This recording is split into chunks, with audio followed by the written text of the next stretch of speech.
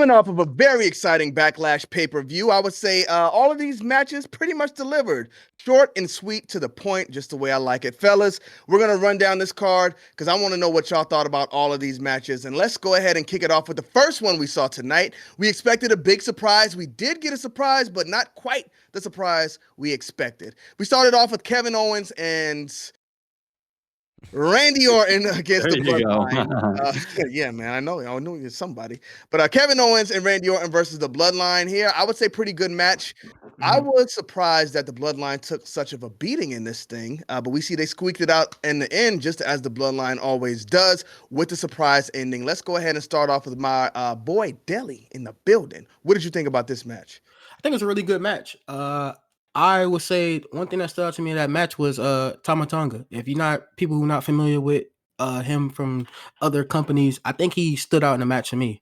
I think that he was aggressive. I think that he told a story out there. I think that he showed why he the MFT, which whatever that is. But I think that he showed out. And then you're right, it was a twist because we all expected that one person to show up, and it was his brother. We was real surprised about that, and I think it was really deliberate. Like I said, every time Kevin Owens is in a street fight, it delivers. So it was a really good match to me. All right, Brian. Me personally, man, I think it was a good match. You know what I'm saying? I think it was good. It was a fun match. Way to get the show started, set the tone. Can y'all remind me on that brother's name? I can't remember his name. Man. There's so many of them. Tangaloa. It's Tangaloa. Tangaloa. I think. Yeah, that was I don't mean to offend nobody. I don't know what his actual name is. If it's Tangaloa, then I'm right. But this was very surprising, bro. I was expecting Jacob Fatu, maybe Justin Fatu. We ain't getting none of them today. But, unfortunately. This is just where we at right now, man. I personally, I can't say that I disliked it. I like the way that he was put in this match, and I like the way that this storyline is going, in my opinion. So I think this is a W for WWE and the storyline feud, because right now this storyline feud is gearing up to look like one of the best if they execute it. So I think this was a W. Kiro, let me know what you think, sir. And this was the main event of the evening, and it delivered for sure. Like, I love the switch up because Jacob Fatu. Now, I've seen him do some moonsaults and stuff like that, but it didn't seem like a character guy to me too much.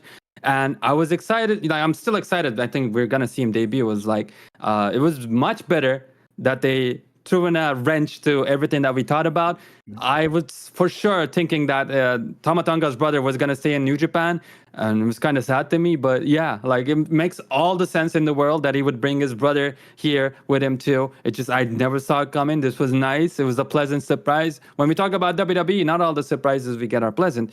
But yeah, so I'm happy with this match. This was definitely the match with the biggest story, perhaps the only story. So they delivered, and I was scared too because this was the opening match. And normally WWE, when they do an opening match, it's because they want to do something bad and they want to make us forget about it and give us other good things. So again, we forget about what happened here. But now this was a very good start, a good brawl. Randy Orton did some crazy RKOs. I really liked it, and I'm excited to see what we're gonna get in the future as well with Roman when The Rock returns. So thumbs up for me. Yeah.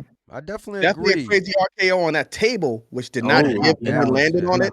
Shout out to his back where he just had surgery on. But Tama Tongo, whatever his name is, he's too nice for me. So hopefully they find a way to give him some type of meanness and aggression that we see in the Bloodline. But what'd you say? I said hopefully the face paint. Face paint, maybe. Yeah, I said give him some face paint like Umaga. I think that'll be good for him. It'll make him stand out from the other guys as well. But we know Jacob Fatu has signed, so we probably see him coming up here pretty soon. We got to hold out for Justin Fatu, so we'll see where they go with that. Next match we had was Bayley and Tiffy time. Oh, Naomi as well. And I think these girls actually went out there and they put on a great triple threat match. I usually don't like triple threat matches because it's usually these two in the ring working and then the other person's out hiding. Then one person gets thrown out and that other person came in. I think they hid that very well because it seems like all three of them were in there for a long time. And for the finish, we saw Tiffy get hurt, thrown out the ring, and Bayley ended it like that. So it wasn't like she was hiding. I thought they played this match very well. Brian, what did you think about it? Oh, man, me personally, I thought it was a good match. And I was telling y'all during the stream as well that I think, and we all know at this point with the way she's been booked, Tiffany Strand is next. You know what I'm saying? So The fact that they gave her so many spots in that match and just made her look strong in general, with two women that's been around for a while, and especially the champion, just tells me everything I need to know. They needed a gang up on her to get her out the ring, and then we finally got the finish. So I don't know, man. I think Tiffany Stratton, she's next up, and at this rate, I think she's like 23 or 24, something like that. She's pretty young, so she has a really bright career ahead of her if this continues and she continues getting better in the mic. Yeah, she hasn't been doing this for long either, right? No, not at all. Yeah, Scary. The upside there is scary. Hopefully she stays injury free and it keeps going the way she is, because you mentioned that you think she's going to get the Money in the Bank. I think that'll be a good spot for her character and for her career. So we'll see where they go. Deli, what'd you think about it? Yeah, I think, like you said in the beginning, I think this was a really good triple threat match. To after that crazy tag team with the surprise, they followed that up really good. Like you said, I think Tiffany got a lot of great spots in there. I think she pretty much WWE trying to tell us that she next up. But I'm more concerned about what they have next for Bayley, because I mean those are two of the toughest opponents right there. Then you have people injured and all that stuff. So I want to know what they're gonna do her as far as creative wise. See if she is she a transition champion? What they're gonna do with that? Because I mean, usually they don't book their babyface really good as champions. So I'm just excited to see what they're gonna do with her after this triple threat. Maybe they give it to Tiffany, or maybe she keep it for a long period of time. But it was really a great match. I love all three of them. It was really good. I love the finish too. The finish was pretty good too. It was a creative finish to don't let nobody look weak. Everybody looked pretty strong coming out of that, especially Tiffany. So it was a really good match. You're right. Good match. And afterwards, Bayley kind of just looked at her like, Naomi looked at her like, you got me. So Yep. I don't think nobody got hurt in this. Bayley was just the champion, so she was one step ahead, as she should have been. Now we pass it to the GOAT, Mr. Valentine. I think WWE did the bare minimum here, and it worked obviously because you guys are singing the praises. This was the most obvious choice ever since Tiffany got into the match. It was like, okay, we know exactly what's going to happen. Naomi's going to take the pin. It being a roll up, I mean, we're in a pay per view. It doesn't really sit right with me, but whatever. It was the only roll up of the night. And what's next for Bayley? Absolute destruction. For Bayley, because she's gonna keep on losing this, because WWE hates Bayley, man. Like, you have a match going on, we're gonna announce 10 people getting fired from the company. You're on the poster? Well, we're kidding, you're not on the poster anymore. Are you gonna win the championship? Let's ruin your theme song right here. WWE absolutely hates Bayley, and I don't see her. I don't know, maybe she'll hold on to the title for a long time like she did back in the day, but it's not looking too good for the GOAT here. But yeah, Tiffany is coming for that. I think they're gonna drag this out as long as they can, a couple of months if possible. But at the end of the day, Tiffany either takes Bayley's title, or if Becky doesn't lose her own title, maybe she'll go on with the Money in the Bank and take some revenge from Becky. But yeah, the match was pretty decent. It was the best women's match of the night. I agree. Yeah, I absolutely agree. But fellas, it's time for us to introduce the King scale. We got to rate these matches. Should we go on a scale from 1 to 3 or 1 to 5? 5. 5. More nuance. 5. So how many rings do you give this match, kiddo, on a scale from 1 to 5? It was 3. It did its job. It was entertaining. It was nice. You hit it on the nail. 3 rings. Yeah, Deli? he hit it right on the head. Yep. All right, I actually like what he said about that, because I forgot about her and Bayley, that rivalry that had NXT when she was a champion. So that's kind of a little wrinkle that they could put it into. Not just chasing Bayley, but she could chase Becky also. Yeah, that's true. That's true. All right, and for the first match, how many rings would you give that one, kiddo? Because of the story, I liked it. I'm gonna give it a 4. I'm going 3 for the first one too. Yeah, I would go with a 4. Yeah, I'm with him on that. Yeah, I was going 4 out of 5 for sure. I'm going 3 on that one. Wow. All right, well, let's go ahead and move on to the next one. Did you have something else to add, kiddo? Oh, let's go. Let's move it. All right, next one we had was Damian Priest, The Undertaker, versus Jey Uso. Now, Jey Uso came out, and I gotta point it out, when he was doing his entrance, they had the lights in the crowd going crazy. Yeah. Beautiful visual. And I actually thought Jey Uso might take this match. The match overall was exactly what you would expect from somebody who was in the Bloodline. Even you had members from the Judgment Day coming from all over the place, interfering, and I was like, okay, they're trying to protect Jey Uso here, so it's kind of obvious that he's not going to win. When going in, I thought it was a possibility that he would, and just as expected by you guys, Damian Priest walked out with the W. Kiddo, what did you think about this match, and where do you think we're going from here? I don't know. Well, this match is crazy to me that, we went from Drew McIntyre, Seth Rollins, and CM Punk being involved around the title picture to Jey Uso and Damian Priest. They're both in the up and up. None of them are a star, so it's kind of tough for this title right here. Either Randy needs to get this, CM Punk needs to get this. Maybe Drew can get it back as well. And I think that's where we're going anyways with CM Punk and Drew. They might encapsulate this title, but hey, CM Punk always said, I like the young talent. So just because of that, he might personally push himself away from this title and do just a normal one-on-one feud without it. I know, Kenny, I know. Look, we can get into that, but not in this video. So the future, I feel like we're going to see CM Punk and Drew McIntyre get closer to that title for sure. Damian is going to keep it. He's going to keep it for a couple more months. But we do have the Bloodline thing going on, and that's very interesting with Jey Uso. Like, if he's going to win the title, that's his biggest shot because the Bloodline Civil War, the second one, is going to be the biggest storyline. And so you want to have the biggest titles there. But what do you guys think? Who do you want to throw to? Deli, what do you think about it? Yeah, I think I be honest with you, I think it was a decent match. I feel like I seen both of them do better. I think the most interesting about the match was the two stories that was going on. I think one of the stories was as far as the Judgment Day, because there's been a whole thing about, Damian being babyface. And I'm a big Finn Balor guy. I feel like he is due, and I just think this is right there with what we've seen today, or this is a showing that he might turn on Damian. You might see Damian Finn at either at the King of the Ring, or you might see that during the summertime at SummerSlam. Either one, but that's what's more interesting. And then the Bloodline, I think that's, if anything, I thought Jacob Fatu was gonna come out and cause Jay, because they are gearing up for the Civil War, and I think that was the most interesting about that match. The match itself was fine; it was okay match. I mean, they did what they did; it was a predictable match. But after the match was was something that I was more interested in. The way Finn looked at Damian Priest and the way he handled that thing, like he trying to be babyface. I think that's gonna be the most interesting coming out this thing, is what they're gonna do next with Judgment Day, especially since Rhea got injured. Now Dirty Dom is injured. They spiraling downhill. So I'm more interested about that than the match itself. But it was okay. It was okay match. It was fine. Brian? Me personally, man, I gotta agree with Deli. The match was cool as whatever. We got a lot of interferences. I just think that the whole angle after that kind of played with Damian Priest saying, "Hey, enough," was what interested me the most. I think that eventually we're gonna get Finn Balor and Damian Priest, and that's just what it's gonna be. But I do agree with Kenny a little bit.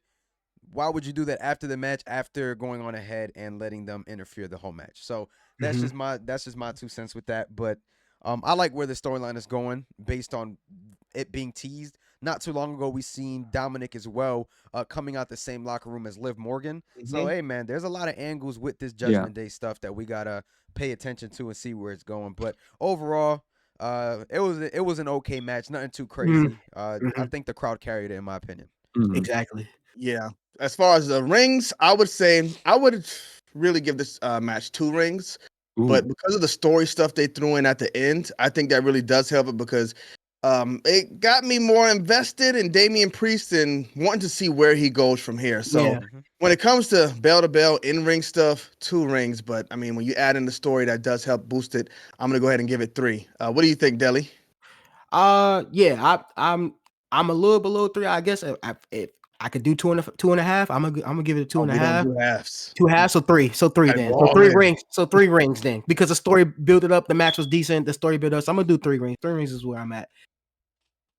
Hero? Same 3 for the same reasons too. Yeah. Pretty. Brian? On the money. Personally, I would go 2.5 if I could, but I'm gonna go with 3. Yeah, because I don't think it was 3 stars.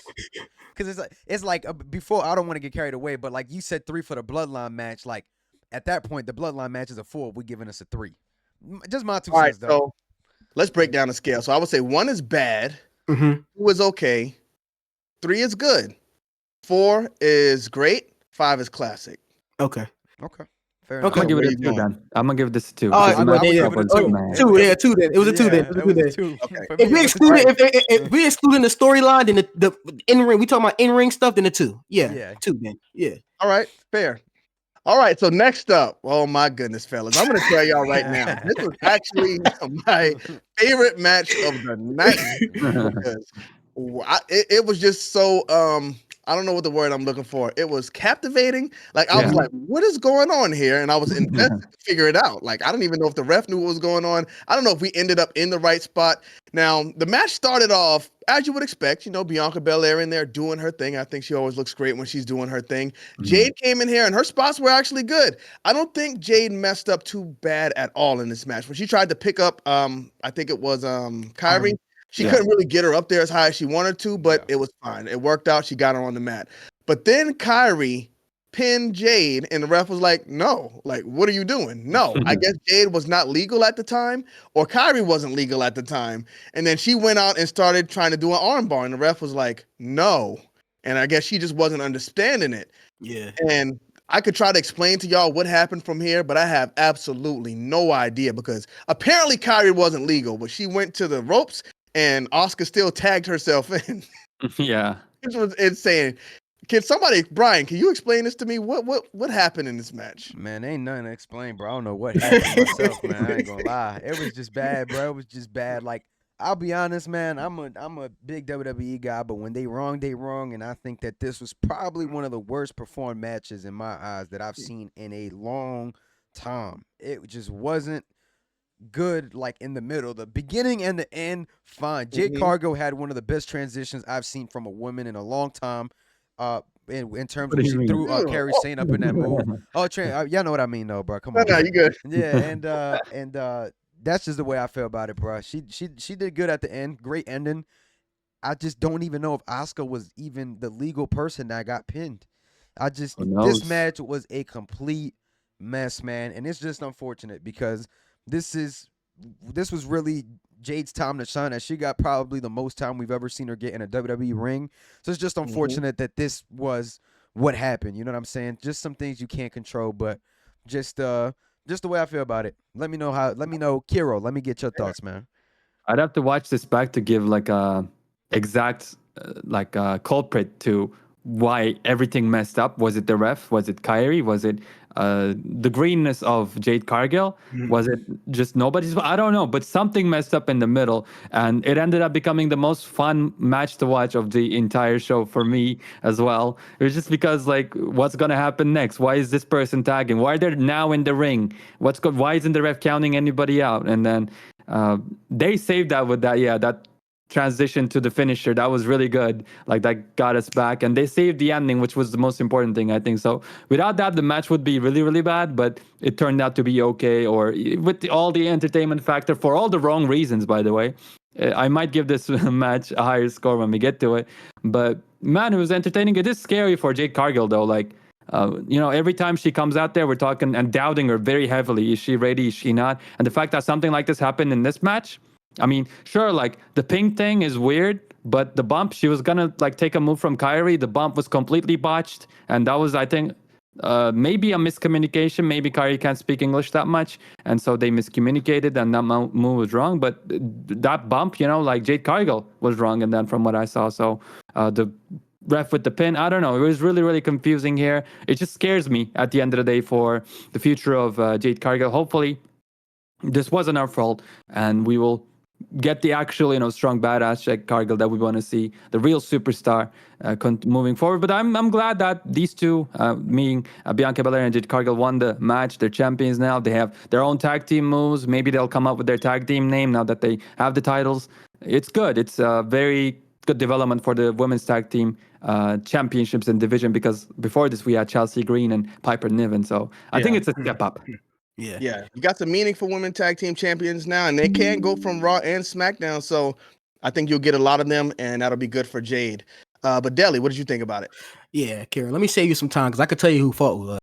Okay. It was Kyrie and the ref. The ref gave up. It got to the point of time where he was like, you know what? We know the finish anyway. We all see it. He gave up. I think it was a transition where she was like, I think Kenny said it earlier when he was on during stream. She was supposed to do a arm bar, but she went to the pin, and the ref was like, "Hey, you're not legal.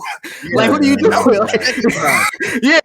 So it's like she messed it up, and like I think the most impressive thing about that the match itself was actually Jay was letting people get offense in, because usually a couple of times she wasn't letting nobody get no offense in. So the fact that they got some offense, she took a couple of bumps. I was kind of impressed. I was showing that she can actually do a little bit to help other people out and make them shine with some offense. Because I mean, like, you in the ring with Asuka and Kyrie, those ain't just like, you know what I'm saying, NXT girls. Right. Those are established women's in the ring. So allowing them to get some offense, I was impressed by that. I mean, she's still slow building to be what we want her to be, but it's going to take some time. So hopefully with this reign that Bianca could put under her wing and help her out. But yeah, I think that other than that, I think, like you said, the beginning was okay. The ending, I feel like I in my opinion, it got a little bit too much time. I think they should have cut it a little bit short because, like I said, you are dealing with people that's not really established like that. But it was okay. My issue with it is now, okay, so now they champions. How we gonna book them? That's all I care about. How they gonna be booked? Are they just gonna be squashing everybody because they don't got that many women tag teams out there? So how they gonna make them look really good in the ring? But I think okay match, okay. So, yeah, I agree with a lot there, but I think that I'm glad they gave them the time. I like these pay-per-views a lot more. I'd rather have 5 pay-per-views with matches that get enough time to tell their story than have like 10 pay-per-views on the show where we're just getting people in the ring, getting them out. Yeah. We're cutting time from this match because this one went too long. I loved how this pay-per-view flowed. You knew what was coming up and you knew when it was going to be over. So I did like the fact that they got some time, even though they didn't utilize it in the best ways. But when it comes to rings, so like Brian said, the beginning was good, the end was good. And just to point out, that transition thing Jey did not come from WWE. She did it against Sky Blue and AEW. But the beginning was good, the end was good, the middle was bad. So I have to agree with you with that, Kenny. Bad, huh?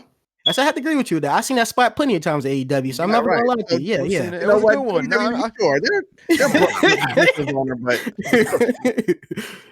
yeah. But I won't say the match is bad. I'm not going to give it 1 ring. I'll give it 2. I agree with you. I give it 2. I think in my brain I give it 2. In my heart I give it 4. It was fun to watch. My heart's a 4 as well. But Brian, I'll give it a 1. Ooh. 1. All right. Our first 1 ring match. Yeah. All right, and then after that one, are we coming up on the main event already? We are at the main event. Yes, we had Cody, Roderick, Isaiah, Rashad Rhodes versus AJ Styles. Guys, AJ Styles, fine wine. That man cannot put on a bad match from what I've seen because since he's been in WWE, he's been cooking. I know Kiddo has his qualms with him, but for me, I just think AJ Styles is gold. I'm putting him in the top 10 of all time because he did his thing just tonight. You know he was going to lose, but he still goes out there and puts on a great performance. What did you think about this match since you're the Cody Rhodes man, Brian? I thought it was the number great, 1 bro. Cody Rhodes man, at least. I thought it was great, man. I thought that it would have been better if it had some sort of build. I think that's what is missing in my opinion. Just a little bit of just more build, bro. That's what it was to me. I felt like they wasted AJ as his first opponent because there's just so much history there. But all in all, it was everything it was supposed to be in my eyes. It was just a good match. I liked it. At the end of the day, it has some WWE stuff in there, but I don't know, man. I just really enjoyed the match for sure. So I'm happy with what they did today. Just more build next time, please. Yeah, it was definitely a WWE style match. Same type of match you would see against the John Cena in the main event. But Deli, what'd you think about it? I think you might be the number 2 Cody Rhodes guy. I am number 2. I'm proud number 2 Cody Rhodes guys, and also I'm a number 1 AJ Styles guys. And this match was great. Oh. Okay, you'll never see me not talk. Talk bad about AJ or Cody. So this match was great. Like you said, this is a WWE match. This is a John Cena type match where you slow build. Heel beats up on the babyface Hulk up, and then the babyface takes. Yeah, that's typical WWE championship match. I think the match was good. I also, if I had to disagree with Brian, I just don't think it's not the only time they fight. So I think the build would be more of a build. I think starting Friday, the build would be more. They get more into their history. I think this is a 2 to 3 match because you got to think about it. With the report saying they don't got really nobody for him, I think AJ, this is his last run. I think AJ get at least another match, maybe 2 matches before they start getting into other stuff with Cody. But I think this match was not a one-off. I think this is going to be another match. But it was a great match. Great match. Glad you said that because that is something I wanted to ask before we get to Kato. Brian, do you think this is the final match these two have, or do you think we can carry this forward a bit more? I think with the history, you can definitely carry it forward. The only thing that I'm not a fan of is the fact that AJ got pinned clean, which obviously as a face, you can't have Cody get help. You know what I'm saying? But I just wish it ended in, I don't know. I don't want to say draw because I don't want to say draw, but just, like a less definitive way. simply because it's like, all right, you already got pinned clean, bro. Like, what can you really even do at this point? You know what I'm saying? Like, I feel like they gotta let this. If this is not a one-off, which is fine, it could be a one-off right now, and they can fight later on. I think you got to give it a couple months before you can revisit this again. Simply because the freshest thing in our minds is AJ just got pinned clean. Like, there was nothing done wrong in this match for people to say or discredit Cody from the win. Yeah, that's definitely fair to say. Yeah, that's fair. Kato, did you think this is a one and done? And what did you think about the match? I thought that this was the one and done for sure, just because of what Brian said, where like you just had the babyface pin your heel pretty much cleanly, nothing going on, just beat him like it's a normal match. So how would you continue this? But then again, you look at it a couple of weeks ago, Liv Morgan just lost to Becky Lynch like she was an absolute jobber, and now she's still going on and doing the revenge storyline. So I can see WWE easily just bouncing back tomorrow like nothing ever happened, like AJ never lost this match, and then continuing the story. So it's hard to tell, really. But with the rumors that you guys talked about, that Cody has no plans right now, I would think they would go with AJ instead of going with somebody else, because AJ is the most quality opponent you're going to get. And Randy is not a heel right now, so you can't have him go with Randy anyways. And I think Randy has to be like a SummerSlam opponent, which I think SummerSlam is also coming up really soon. So I don't know. I think if I had to give you a straight answer for that, I think AJ and Cody, I think they're actually done. I think they're actually done because it was just so clean.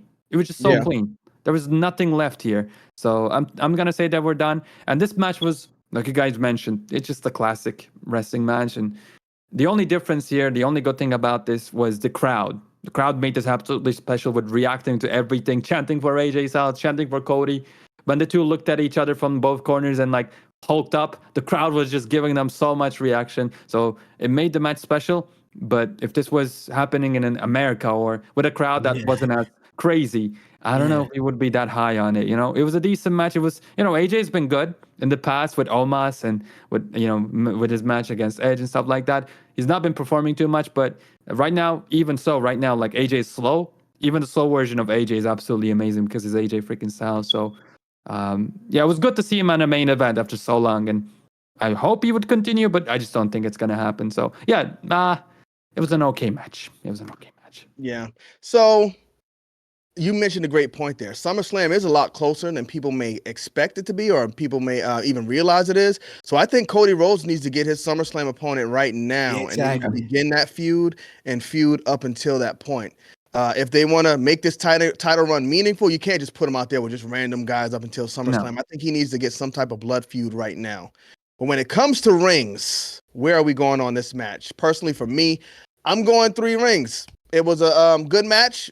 Again, WWE style match. We got exactly what you expected, and sometimes that's not necessarily a bad thing. So I'm going 3 stars. Brian, where do you land with it? I'm gonna go 4 stars for the match. I just really like the in-ring, so I'm gonna go 4 for sure. I think he put a little Cody Rhodes sprinkle on there. Yeah. Deli? I'm gonna go 4 stars. We got the Cody Rhodes boys. Yeah, 4 stars, man. Bring us down to earth. I mean, rings. Y'all. We don't do stars over here. My fault. Rings. 4 rings. My fault. Rings. No, I think I said stars. Yeah, it was my fault. Kato, how many rings you give this match? If I had to make a choice, this is one of those things where I would go 2.5 because the match itself was just generic. I remember nothing about it, so I'm gonna give it a 2. Even with the crowd. 2 is fair. 2 is fair. I'm just saying the star power in the match, and AJ Styles is always going to give you some quality. So I don't think I'll ever go lower than 3 on an AJ Styles match unless he the wheels fall off. But I just don't see that happening. So hey, I like it. But fellas, what about Backlash as a whole? What do y'all rate this show? I'm going. It was you know what? I like the pacing. I think a lot of stars on the card. Kind of predictable results, but with wrestling, you get predictable results. I'm going to say this is pretty much by the numbers. Good show. 3 stars or 3 rings. Deli. Yes. A typical B-level PLE. 3 stars. I give it 3 stars. Like you said, the crowd makes it 5 stars. But 5-star crowd for sure. Yeah, 5 rings. My fault. 5 ring crowd. But 3 as far as like, the wrestling and, so 3 rings for me. Brian? I would go about 3 as well. 3. All right, Kiddo. Yeah, the show's not insane, but the crowd was great and got some cool stories. So I'm gonna push it up to 3 as well. Yep. All right, 3. Let us know what y'all thought about this PLE in the comment section. Like the video, smash that subscribe button for more, and kiss the ring whenever they come.